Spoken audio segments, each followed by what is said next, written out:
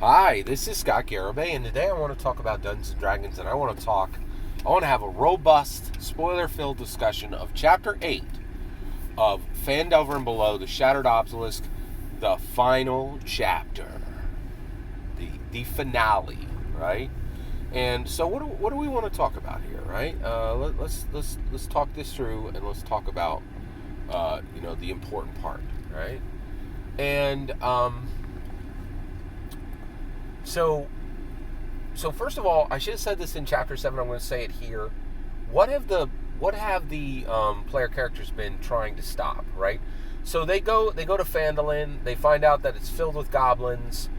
Then they find out that it's filled with psionic goblins, and they're like, we have to go underneath Phandalin. And then they're like, oh, we got to go deeper. We have to go into the Underdark. Oh my gosh, we got to go into Ilithanok in the Underdark. Oh, that's not far enough. We got to go from the Underdark all the way to the Far Realm, which is where we arrive in Chapter 8. The player characters are in the Far Realm, literally about to fight Ilvash, who is the Mind Flayer Godlet. I love that term, Godlet. Let's talk about that a little later, right? But they're in this fleshy, brainy, weird space, the briny maze within the Far Realm. Okay, but before we get there, right before they go to Far Realm, they're fighting these Mind Flayers in Ilithanok, in the Underdark. And what were those Mind Flayers trying to do? They were trying to do the Ceramorphosis ritual. And if that Ceramorphosis ritual worked, it would have drawn energy from the Shattered Obelisk pieces, and it would have transformed everyone in Phandalin into a Mind Flayer, right?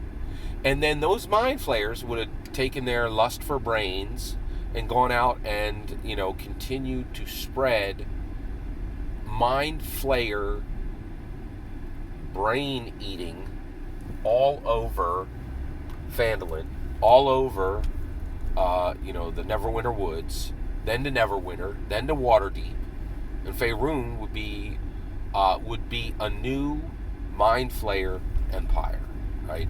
That's what they've stopped at this point, right? Now, if they've stopped that, why do they need to go further? And that's actually stopped at this point, right? Why do they need to go further to the Far Realm? The reason the player characters have to go to the Far Realm is these Mind Flayers are all worshiping Ilvash, and in the Far Realm, these Mind Flayers are completely unfettered. Like, all their plans are, nobody even knows they're there, right?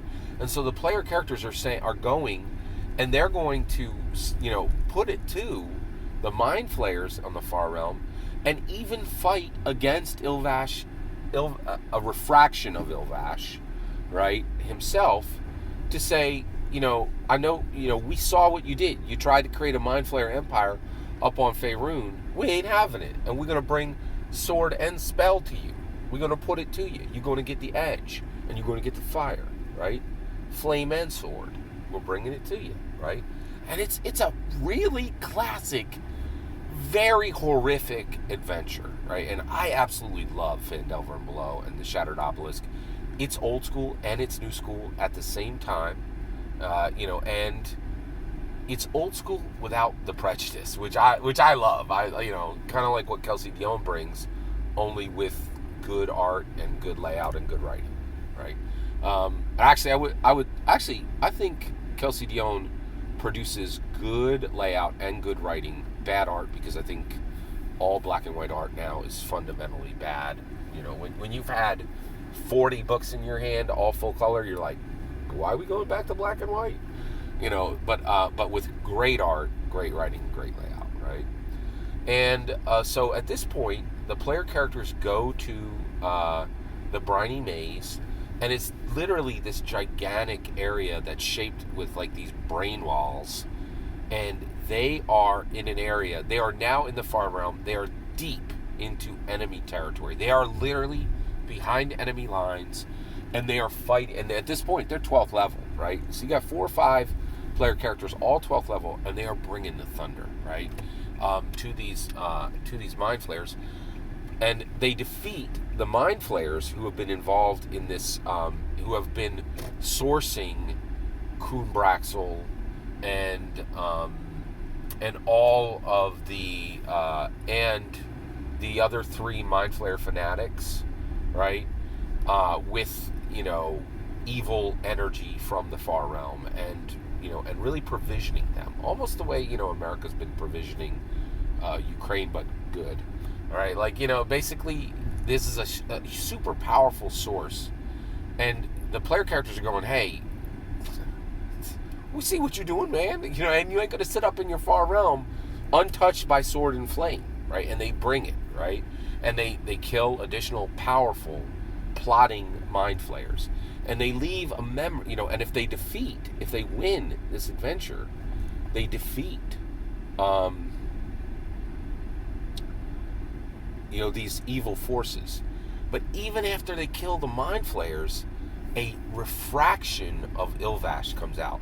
And get this, Ilvash is just a godlet. By the way, I love that new term, right? Godlet. This is brand new. I ain't never seen this in any D&D product, right? And before, when we talked about gods in D&D, we talked about gods, small g. That don't work because it only works if you're actually reading it, right? If I say God, you can't hear the small g, right? Like, and it's inappropriate to call anything in D&D a god, right? So then they correctly started calling them deities, but even that you were like, that kind of like, well, I'm an evangelical Christian. God is God. Ain't no, and then all the other nonsense that other people worship is, you can call them a deity, right? And that's even that. Like, that's not appropriate to call other people's, what they worship a deity, and then you have this thing in D&D called a deity, right? I love this term, godlet, right? It's like a god, but it's also like a piglet, right? Like, you're like, and it's respectful to the actual real religions, right, that exist, and the one religion that has a real God, which is evangelical Christianity.